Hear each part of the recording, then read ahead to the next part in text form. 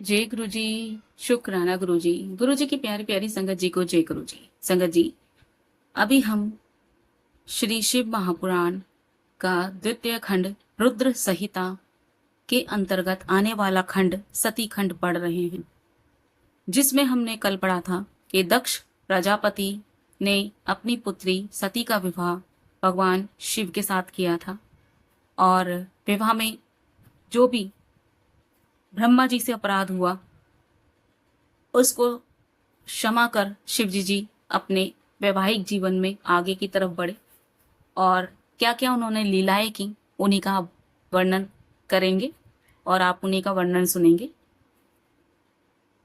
ओम नमः शिवाय, शिवजी सदा सहाय। ओम नमः शिवाय, गुरुजी सदा सहाय। जय गुरुजी। शुक्राना गुरुजी। जय जय गुरुजी। 21वां अध्याय। नारद जी बोले, हे तात, आपने जो यह शिव सती का सुंदर आख्यान सुनाया, इसमें शिवजी जी के विवाह को मैंने भली भांति सुना। अब आगे जो शिवजी जी के मंगलदायक चरित्र हैं उसे भी सुनाइए।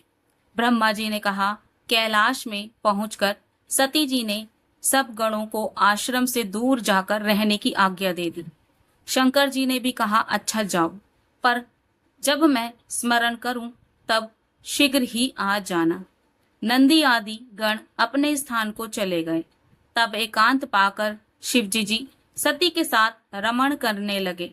कभी पुष्पों की मनोहर माला सती को पहनाते, कभी जब सती दर्पण में अपना मुख देखती तो शिवजी जी उनके पीछे खड़े हो जाते और सती के मना करने पर भी वे उनके कुंडलों को हाथ लगाते। शंकर जी कभी दूर न जाते और छिपकर सती जी के पीछे आ खड़े होते। भीति से चकित सती को आलिंगन करते, कभी उनका हार उठा लेते, कभी बाजूबंद। इस प्रकार बारंबार स्पर्श कर निकालते और पहनाते। कालिका नामक सती की दासी को आगे आगे चलाकर जब सती उनके पीछे चलती तो वे उनके बड़े बड़े कूचों को पकड़ लेते। कभी मनोहर पुष्पों का हार बना प्रिया के आभूषण बनाते और कभी रमणीय पर्वत कुंजों में घुसकर अपनी प्रिया सती के साथ विहरते। सती के बिना शंकर जी को एक क्षण के लिए भी सुख नहीं मिलता था। इसी प्रकार कुछ समय तक कैलाश कुंजों में विहार कर शिवा सहित शिवजी जी ने हिमालय पर भी जाकर आनंद विहार किया। इस विहार में उनके 25 वर्ष व्यतीत हो गए। इति श्री शिव महापुराण द्वितीय सती खंड का 21वां अध्याय समाप्त। जय गुरु जी। शुक्राना गुरु जी। 22वां अध्याय। शिव सती क्रीड़ा। ब्रह्मा जी बोले, एक दिन जब वर्षा हो रही थी तब कैलाश शिखर पर बैठे महादेव जी से सत पूछा कि हे देव देव महादेव, हे प्राण वल्लभ, अब वर्षा काल आ गया है। इससे कैलाश में, हिमालय में या कहीं महाकाशी अथवा पृथ्वी में जहां रहने योग्य स्थान हो वहां चलकर रहिए। तब सती की यह प्रार्थना सुनकर महादेव जी इस प्रकार हंस पड़े कि उनके ललाट का चंद्रमा प्रकाशमान हो गया और सब तत्वों के ज्ञाता भगवान शंकर ने हास्य करते हुए सती से यह कहा, हे प्रिय, जहां मैं तुम्हारे साथ रहूंगा वहां मेघ कभी न जाएंगे। वर्षा काल में भी मेघ हिमालय के नितंब पर ही भ्रमण करते रहेंगे और कैलाश पर तो उसके पद भाग में ही भ्रमण करते हैं। इससे आगे वे कभी नहीं जाते। यह सब जानकर आपको चाहे जिस गिरिंद्र पर चलने की प्रीति हो मुझसे कहिए, पर मेरे विचार से हिमालय सर्वोत्तम है। यहाँ आपके विविध श्रृंगार और विहार होंगे। पर्वतराज की पत्नी मेनका भी तुम्हारे मन के अनुकूल ही करेगी। गिरिराज के गुण भी तुम पर प्रीति करेंगे। जब कभी तुम शोकान्वित होगी तो वे तुम्हें समझाया करेंगे। फिर हिमालय शांत स्थान है जहां शांति के उपासक रहते हैं तथा और भी बहुत से स्थान हैं। क्या तुम मेरे कैलाश के ऊपर कुबेर की पुरी के ऊपरी भाग में स्थित होना चाहती हो?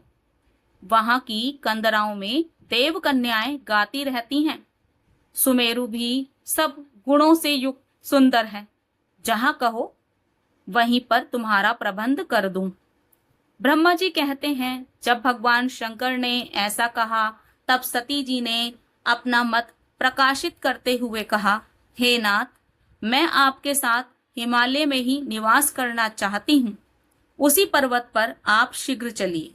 सती के कहने पर भगवान शंकर उनको साथ ले उस हिमालय पर चले गए जहां की कोई नहीं जा सकता था। मनुष्य को तो कौन कहे, वहां पक्षी भी नहीं जा सकते थे। वहां प्राकृतिक छटा छा रही थी। वहां रहकर शंकर जी सती के साथ बहुत दिनों तक रमण करते रहे। उनके वहीं इस प्रकार 10,000 वर्ष व्यतीत हो गए। अब वे यज्ञ, तप और स्वरूप चिंतन त्याग सती में ही अनुरक्त हो गए तथा सती सर्वदा महादेव जी का और महादेव जी सती जी का मुख देखा करते। इस प्रकार शिव सती ने एक दूसरे के अनुराग और भाव की वृद्धि की। इति श्री शिव महापुराण द्वितीय सती खंड का 22वां अध्याय समाप्त। जय गुरु जी, शुक्राना गुरु जी, हर हर महादेव। 23वां अध्याय। ब्रह्मा जी बोले, एक समय विवाहोपरांत शिव सती बैठे वार्तालाप कर रहे थे कि शिवजी जी को प्रसन्न देख सती ने बड़ी नम्रता और भक्ति के साथ कहा, हे करुणा के सागर महादेव जी, मुझ पर कृपा कीजिए। मैं आप निर्विकारी की प्रिया हूँ। बड़ी भक्ति से आप मुझे मिले हैं। आपसे विहार कर मैं बड़ी संतुष्ट हूँ भी हो गई हूँ।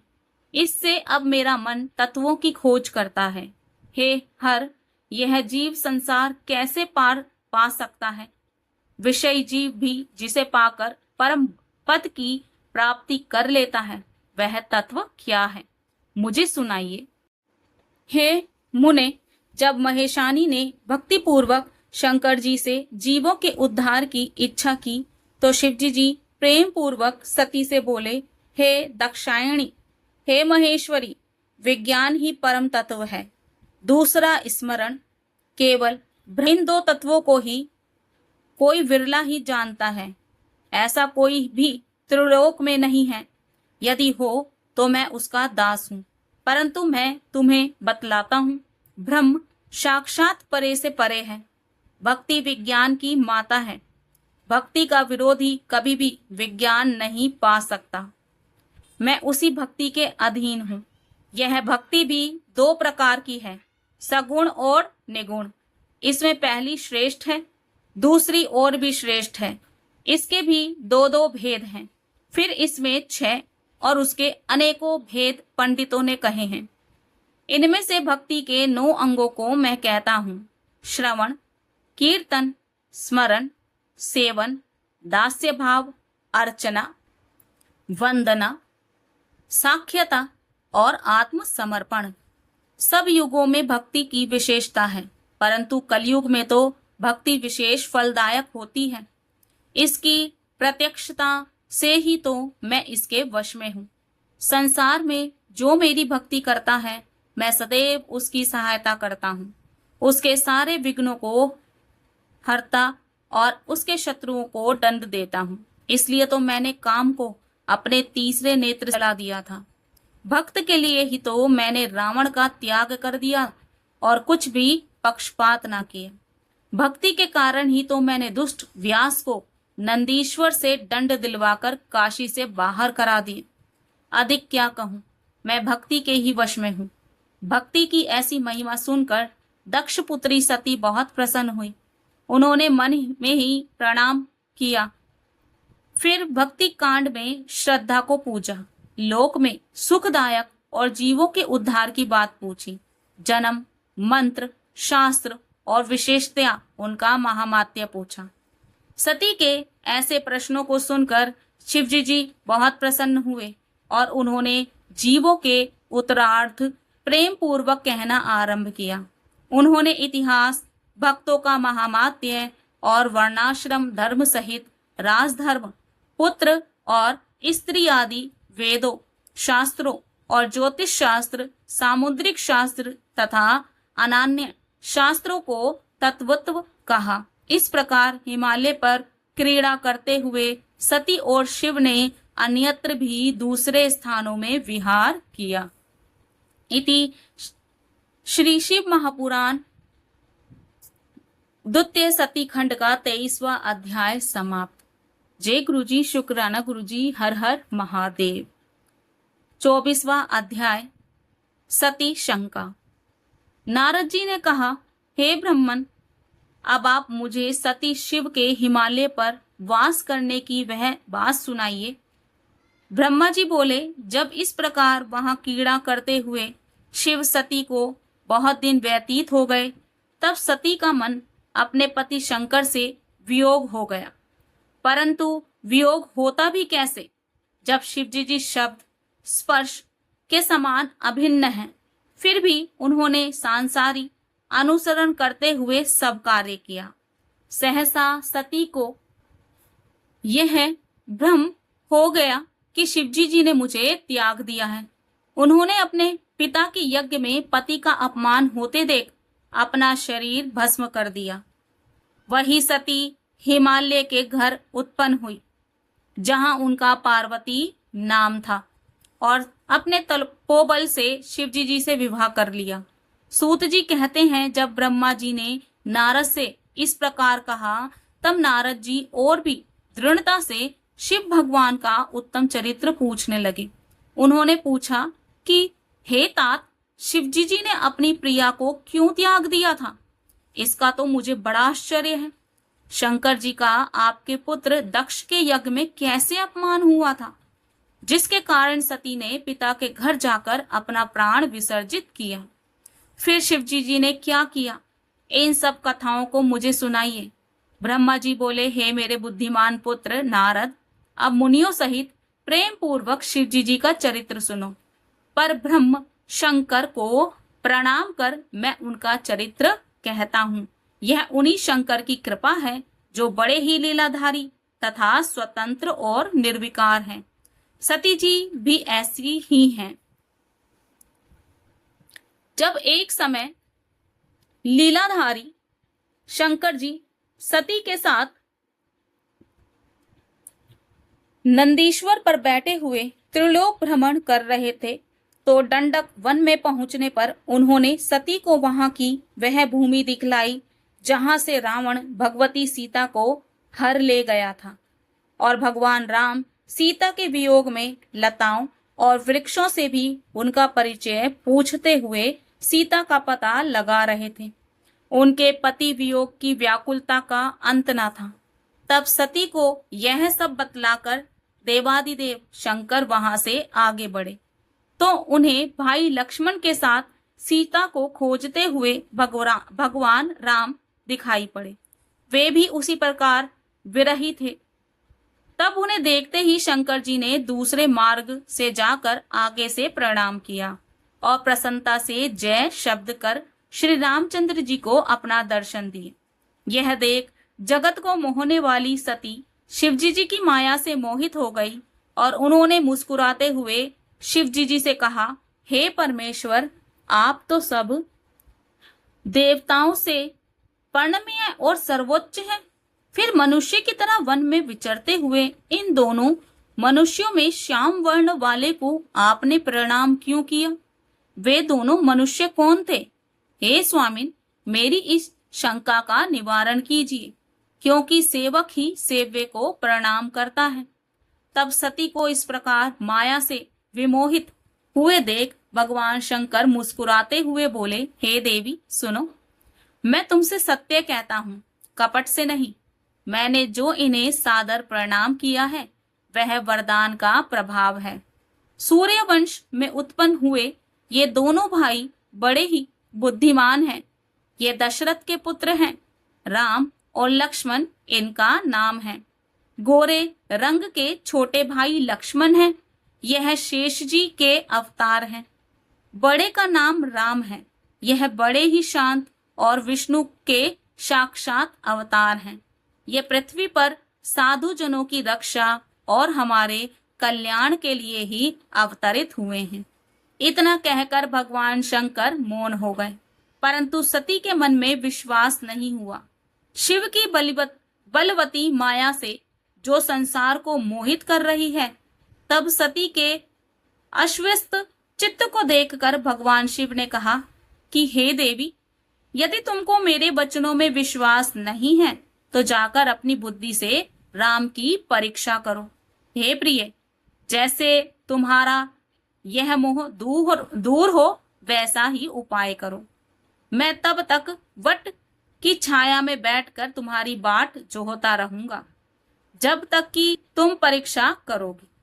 फिर तो शिवजी जी की आज्ञा पाते ही सती जी राम की परीक्षा लेने चली गई और वहां जाकर विचारने लगी कि किस प्रकार परीक्षा लूं। उन्होंने सोचा कि मैं सीता का रूप धारण कर राम के समीप जाऊं। यदि राम साक्षात विष्णु के अवतार होंगे तो मुझे पहचान लेंगे, अन्यथा नहीं। वह सीता का रूप धारण कर परीक्षा के लिए राम के पास गई। तब सती को सीता के रूप में देखकर शिव का नाम जपते हुए श्री रामचंद्र जी ने यह रहस्य जानते हुए उन्हें प्रणाम करके मुस्कुराते हुए कहा कि हे सती, इस समय शिवजी जी कहाँ हैं जो तुम पति के बिना अकेली इस वन में फिर रही हो? हे सती, आपने अपना स्वरूप त्याग कर यह रूप क्यों धारण कर लिया है? हे देवी, कृपा कर मुझे इसका कारण बताइए। फिर तो राम के इन वचनों को सुनकर सती चकित हो गई और उन्होंने शिवजी जी के वचनों का स्मरण कर बड़ी लज्जा आई। अब वे राम को साक्षात विष्णु समझकर शिवजी जी के चरणों का ध्यान करने लगी और भगवान राम से अपनी परीक्षा लेने की सब बात कह सुनाई और कहा कि हे राम, मैंने तुम्हारी प्रभुता देख ली, परंतु अब मुझे यह बतलाइए कि शिवजी जी ने आपको प्रणाम क्यों किया? इसकी मुझे शंका है। आप सत्य सत्य बतलाकर मेरा संदेह दूर कीजिए। सती के ये वचन सुनकर राम के नेत्र हर्ष से प्रफुल्लित हो गए। उन्होंने हृदय में अपने स्वामी शिव का स्मरण किया। उनके हृदय में और प्रेम उत्पन्न हो गया। सती जी ने कहा, इसलिए भगवान राम शिवजी जी के पास नहीं गए और शिवजी जी का यशोगान करते हुए सती से बोले। इति श्री शिव महापुराण द्वितीय सती खंड का 24वां अध्याय समाप्त। जय गुरु जी, शुक्राना गुरु जी, हर हर महादेव। 25वां अध्याय, शिवजी जी का सती वियोग। राम बोले, हे देवी, एक समय बहुत पहले शिवजी जी ने अपने लोक में विश्वकर्मा को बुलाकर उसमें एक मनोहर गौशाला बनवाई और उसमें एक मनोहर विस्तृत भवन और एक दिव्य सिंहासन तथा सबसे अद्भुत एक दिव्य श्रेष्ठ छत्र भी बनवाया। फिर इंद्रादिक सब देवताओं, शास्त्रों, पुत्री सहित ब्रह्मा, मुनियों, देवियों और अप्सराओं को बुलवाकर अनेक वस्तुओं का भी संग्रह करवाया। नागों की 16 कन्याओं ने मंगलाचार किया और संगीतज्ञों से वीणा, मृदंग आदि बाजे बजवाकर संगीत गान कराया। इस प्रकार का बड़ा समारोह और उत्सव हुआ। राज्याभिषेक की सारी सामग्रियां एकत्रित हुई और तीर्थ के जल से भरे 5 घड़े मंगाए तथा अनन्य दिव्य सामग्रियां भी अपने गढ़ों से मंगवाया। फिर बड़े घोर शब्द वाला शंख बजाकर प्रसन्नता से बैकुंठवासी विष्णु को बुलवाया। फिर एक उत्तम मुहूर्त देखकर भक्ति से पूर्ण शंकर जी ने विष्णु जी को उस श्रेष्ठ सिंहासन पर बिठा बहुत से अलंकार पहनाए और कौतुक तथा मंगल करके उनके सिर पर मुकुट बांधकर उनका अभिषेक किया। उन्हें अपना अखंड ऐश्वर्य दिया।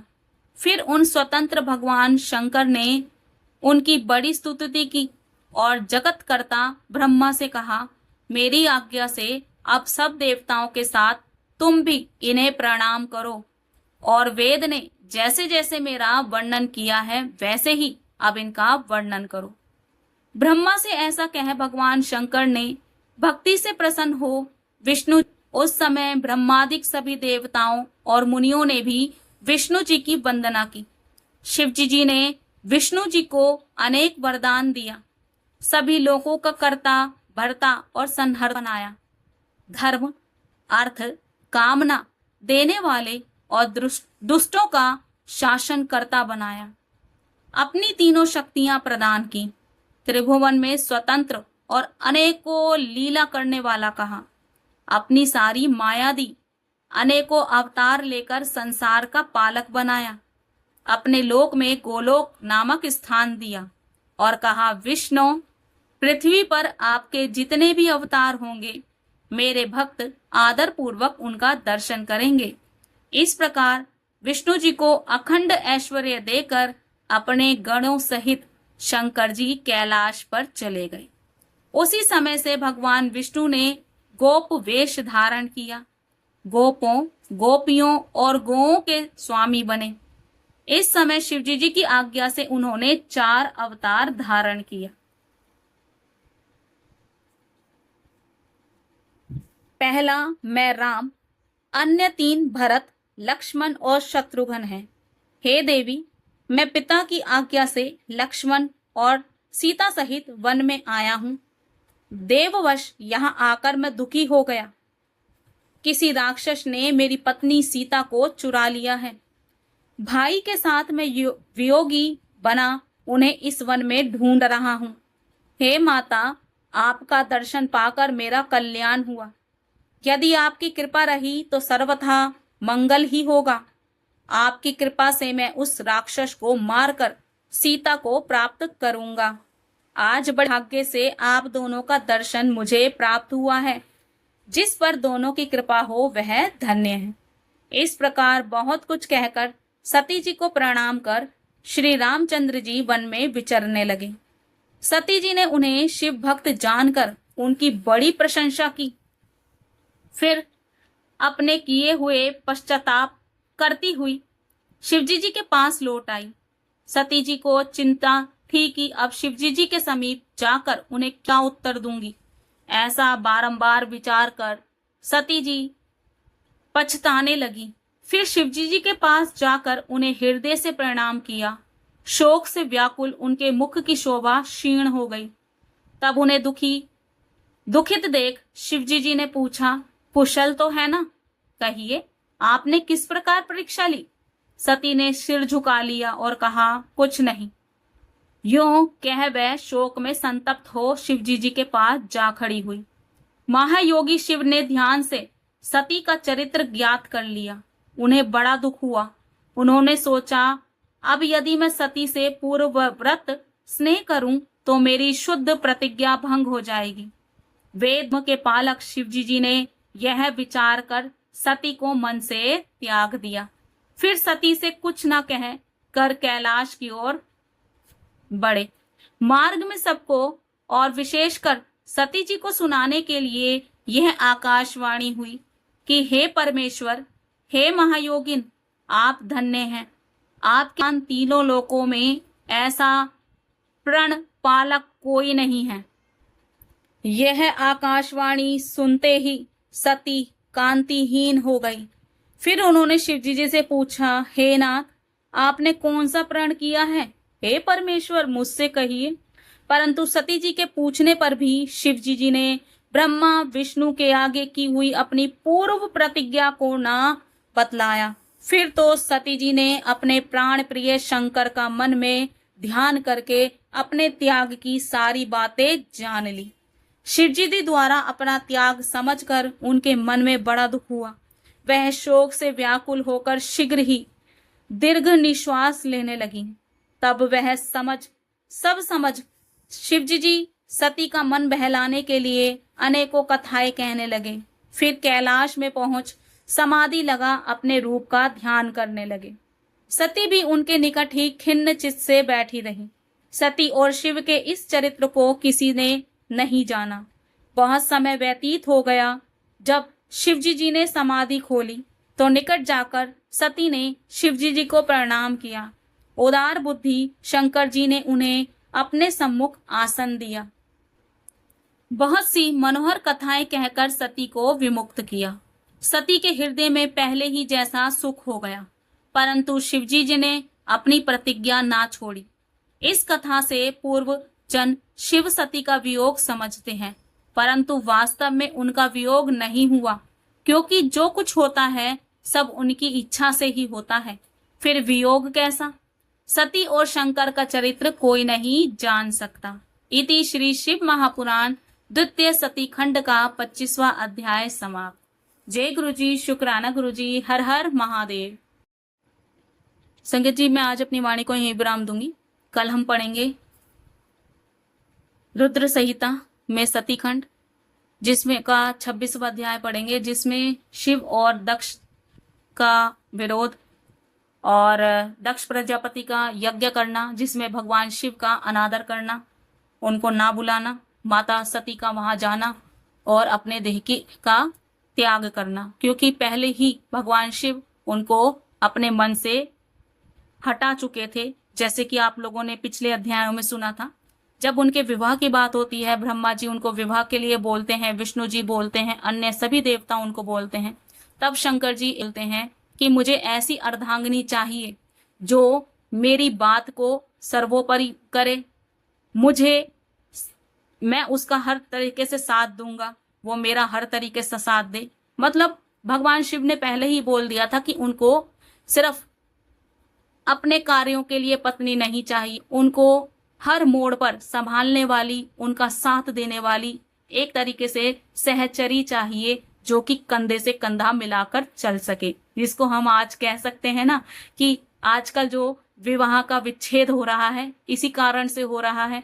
नारी सोचती है कि मैं पुरुष की नौकर नहीं हूं, और कहीं ना कहीं पुरुष को भी लगता है कि शादी करके, विवाह करके उसने बड़ा उपकार कर दिया किसी स्त्री पर।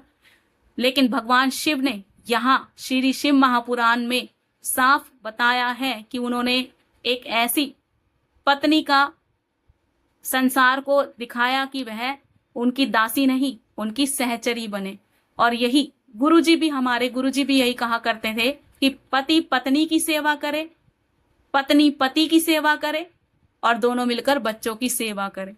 तो इसलिए गुरुजी बार बार कहा करते थे कि श्री शिव महापुराण पढ़ो, क्योंकि यह हमें जीवन के उन महत्वपूर्ण चीजों को बताती है, सांसारिक चीजों को बताती है, जो चीजें हम आजकल भूलते जा रहे हैं। अगर आपको मेरी कोई बात बुरी लगे तो आप कमेंट्स में बता सकते हैं, लेकिन मेरे अपने विचार है, मैं वो कई बार प्रस्तुत कर देती हूँ, बता देती हूँ। बाकी आपकी कृपा है, या कह सकती हूँ आपका प्रेम है, जो अभी तक आपने दिया है और आगे भी बनाए रखिएगा। और सुबह 10:30 बजे आपको यह श्री शिव महापुराण सुनने को मिलती है, और शाम को 5 बजे गुरुजी की दिव्य आभा, जबकि गुरुजी चोले में थे, वही सुनने को मिलती है। जैसे दिव्य आभा की अभी 2-3 अध्याय शेष रह गए हैं, सत्संग शेष रह गए हैं, जैसे वो संपूर्ण होते हैं तो मैं श्री शिव महापुराण का अध्याय भी जो है शाम को वीडियो के रूप में आपके सामने डाल दिया करूंगी, जिससे आपको दोनों समय ही सुनने को मिलेगी। और जैसी बाकी गुरुजी की इच्छा, क्योंकि करने वाले और करवाने वाले वही हैं, हम निमित्त माध्यम हैं, इससे ज्यादा कुछ नहीं। जय गुरुजी, शुक्राना गुरुजी, जय जय गुरुजी।